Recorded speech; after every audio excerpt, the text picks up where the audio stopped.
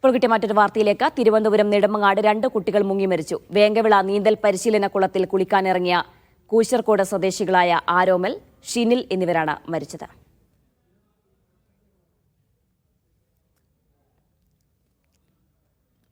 ആൾക്കാർ കരയിൽ കൂടി വയ്ക്കുന്നുണ്ടായിരുന്നു. ഞാൻ ആദ്യം വെള്ളത്തിൽ ചാടി. ഇവിടെ ആഴമുള്ളൊരു പോർഷൻ, ഒരു 20 മീറ്ററോളം ആഴം ഇല്ലാത്ത ഭാഗമാണ്, ബാക്കി ഒരു 30 മീറ്ററോളം ആഴമുള്ള ഭാഗമാണ്. ആഴം തുടങ്ങുന്നിടത്തേക്കാണ് 2 ബോഡിയും കിട്ടിയത്. ബോഡിയെടുത്ത് കരയെ കയറ്റി. ടൂറിസ്റ്റ് ലൈഫ് ഗാർഡാണ് നിലവിൽ. കരയിലെടുത്ത് CPR കൊടുത്തെങ്കിലും കരയിലെടുത്തപ്പോഴും മനസ്സിലായി കഴിഞ്ഞതാണ്. ഏകദേശം CCTV ക്യാമറ ഉണ്ട്. ക്യാമറ ചെക്ക് ചെയ്യുമ്പോൾ 10 മിനിറ്റ് മുമ്പാണ് താന്നിരിക്കുന്നത്. എടുത്ത് കരയെ കയറ്റിയപ്പോഴേക്കും ഏകദേശം ഒരാൾക്ക് ചെറിയ അനക്കം ഉണ്ടായിരുന്നു. നേരെ കൊണ്ട് ഫയർഫോഴ്സ് അപ്പോൾ തന്നെ എത്തി. ഫയർഫോഴ്സിൻ്റെ ആംബുലൻസ് കയറ്റി ഹോസ്പിറ്റലിൽ എത്തിച്ചു. കുറച്ച് സമയം കഴിഞ്ഞപ്പോഴത്തേക്കും മരിച്ചെന്നാണ് അറിയാൻ സാധിച്ചത്. ഇന്ന് ചിറ അടച്ചിട്ടിരിക്കുന്ന സമയമാണ്. ചിറയുടെ അധികാരികൾ ഇത് കൃത്യമായി CCTV വയ്ക്കുകയും നിയന്ത്രണ ബോർഡുകൾ വയ്ക്കുകയും ഇതെല്ലാം ഭേദിച്ചുകൊണ്ടാണ് കുട്ടികൾ അനധികൃതമായി ഇതിനകത്ത് കുളത്തിൽ വന്ന് ചാടി ഈ അപകടം ഉണ്ടാവുകയും ചെയ്തു.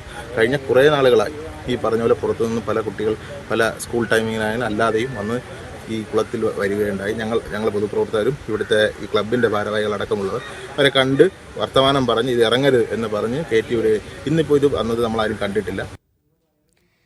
സഫാൻ VP ചേരുന്നുണ്ട് വിശദാംശങ്ങൾ നൽകാനായി. സഫാൻ, എപ്പോഴാണ് അപകടമുണ്ടായത്? ഇതെങ്ങനെ സംഭവിച്ചെന്നാണ് നാട്ടുകാർ പറയുന്നത്?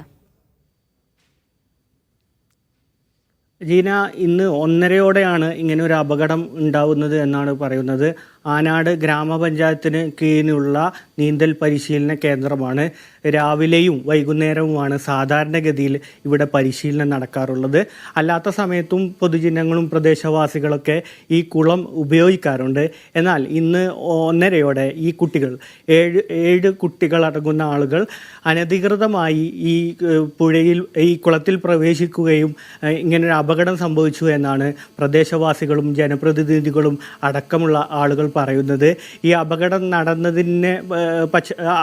നടന്നതിനെ തുടർന്ന് ഇവരെ നെടുമങ്ങാട് ജില്ലാ ആശുപത്രിയിൽ പ്രവേശിപ്പിക്കുകയും അപ്പോൾ തന്നെ ഈ കുട്ടികളുടെ മരണം സംഭവിച്ചു എന്നാണ് അറിയാൻ കഴിഞ്ഞത്.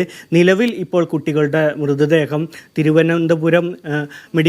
തിരുവനന്തപുരം മെഡിക്കൽ കോളേജിലേക്ക് മാറ്റിയിരിക്കുകയാണ്. പഞ്ചായത്ത് അധികൃതരുമായും ജനപ്രതിനിധികളുമായൊക്കെ സംസാരിക്കുമ്പോൾ ഇവർ പറയുന്നത് ഇതൊരു ജനകീയ സംരംഭമാണ്.